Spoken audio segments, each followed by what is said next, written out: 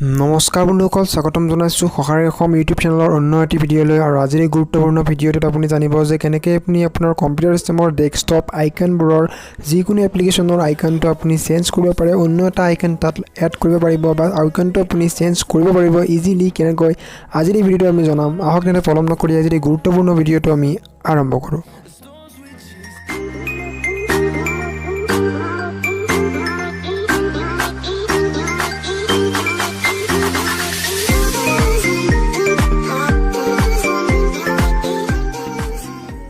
হয় বন্ধুসকল, নিজৰ কম্পিউটাৰ চিষ্টেমত যিকোনো ডেস্কটপ আইকন বা এপ্লিকেশ্যনৰ আইকনটো আপুনি চেঞ্জ কৰাৰ কাৰণে আপুনি কি কৰিব লাগিব, তাৰ কাৰণে আপুনি কৰিব কি যে আপোনাৰ যিটো এপ্লিকেশ্যনত আপুনি কি আইকনটো চেঞ্জ কৰিবলৈ বিচাৰে আৰু আপোনাৰ অনুসৰি আপুনি আইকনটো লগাব বিচাৰে বা নৰ্মেলি চেঞ্জ কৰিবলৈ বিচাৰে, সেই এপ্লিকেশ্যনটোত আপুনি প্ৰথমতে ৰাইট ক্লিক কৰিব।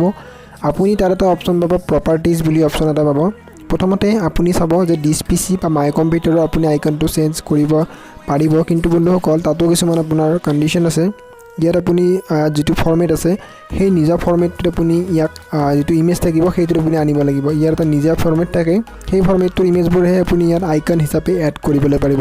সেইটো প্ৰথম কথা আপুনি মনত ৰাখিব। দ্বিতীয়তে ইয়াত কিছুমান বাই ডিফল্ট আপোনাৰ বেলেগ বেলেগ আইকন থাকে, সেইবোৰ আপুনি ছেট কৰিব পাৰি। ইয়াত মই আপোনাৰ তাৰেই মই এটা ছেট কৰি আপোনাক দেখাই দিছোঁ। প্ৰথমতে মই ইয়াত আপোনাক গুগল ক্ৰমৰ আইকনটো চেঞ্জ কৰি দেখাম। তাৰ কাৰণে প্ৰপাৰ্টিজ অপশ্যনত ক্লিক কৰিম, ৰাইট ক্লিক কৰি চেঞ্জ আইকন অপশ্যন পাম।